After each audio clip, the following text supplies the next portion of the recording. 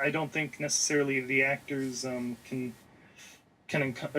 could really give it enough detail. I guess go close enough for us to Yeah. really empathize,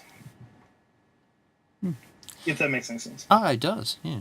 Also, I found every character in Gamera 2, Assault of Legion, and even in Gamera 1, enjoyable to watch.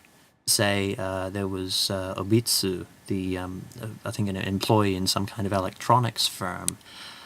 He was, well, a very clever character, but reserved, timid in most cases, but with somewhat with a good measure of bravery if he needs it.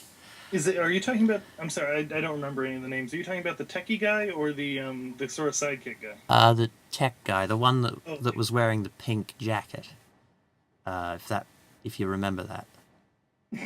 no, but I know who you're talking about. Yeah. Um,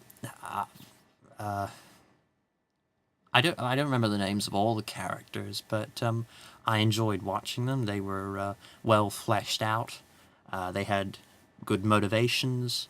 The romantic subplot between the I think the main female scientist and the soldier, the commander.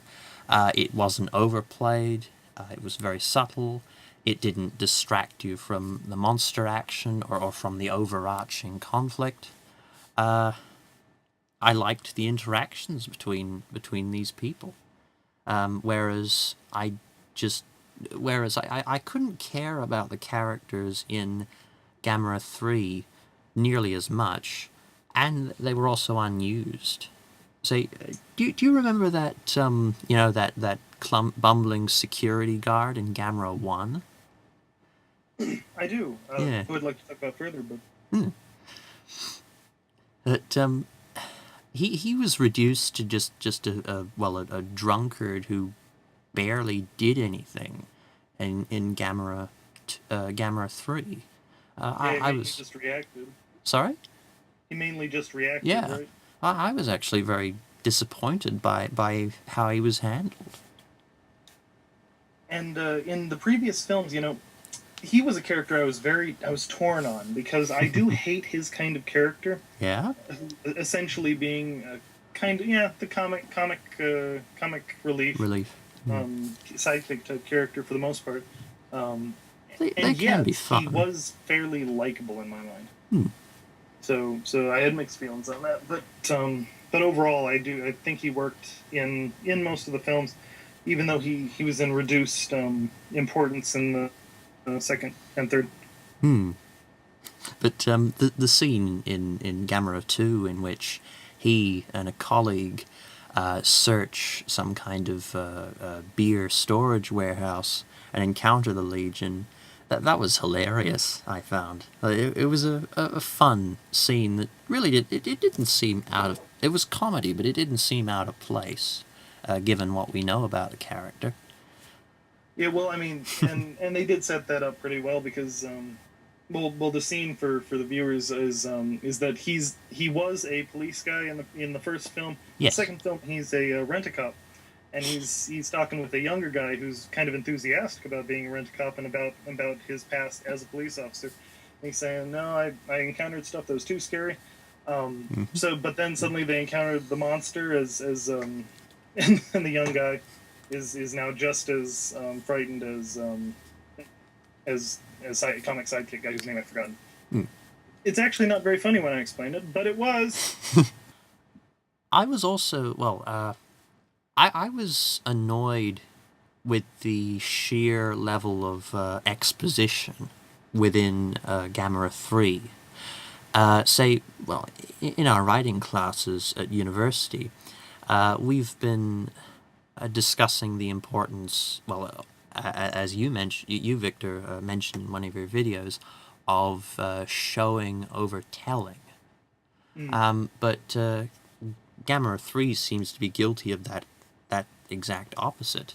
Say, you see, you see the ornithologist whom discovered the Gauss Gamera's enemy, rival in the first film, discussing how this means that Gauss must be evolving at an accelerated rate. Couldn't they show us the Gauss evolving at such a rate, and couldn't they show us what's doing it? Also, they demonstrate some kind of video game that can code, the evolution of the climate, through which it's deduced that the Earth is effectively sick. Say, in the climax of Gamera 2, Gamera absorbed mana and thus lowered the Earth's own reserves. Again, they're telling us why the Earth is at this point and why there are so many Gauss in the world. You see at the very beginning of the film that a Gauss corpse has been found in a village, and a scientist tells the ornithologist that the Gauss ate this woman's son and grandson. Couldn't they have shown us that? Say, at least Gamera 1, it may not have been as good as Gamera 2, but it had the balls to display a Gauss swooping down to eat a dog. Why couldn't that have been done in Gamera 3 with a human? See what I mean? I do. Show, don't tell. Yeah, and I guess they might have been trying to fit too much information into one movie. And considering it was a very kind of small scale plot, Yep. That seems like something that should have been avoided. But overall, I would say that the entire trilogy was enjoyable. Oh yes. Altogether, even the weakest of the films was still a good kaiju film. Well, the visual. I wasn't very well. I wasn't enamored to Gamera 3, but I did find the visual effects to be superb. Even that, those at least would sell the film to anyone, I think.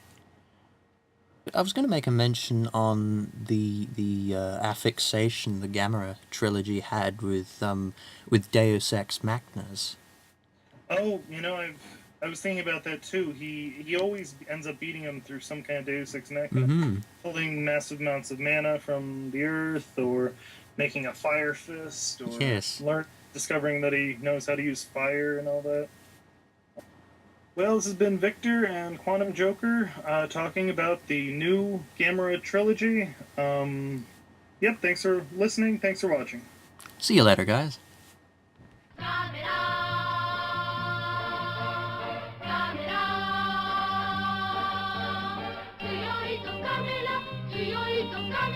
We all love you, Gamera. Gamera is really neat. He is filled with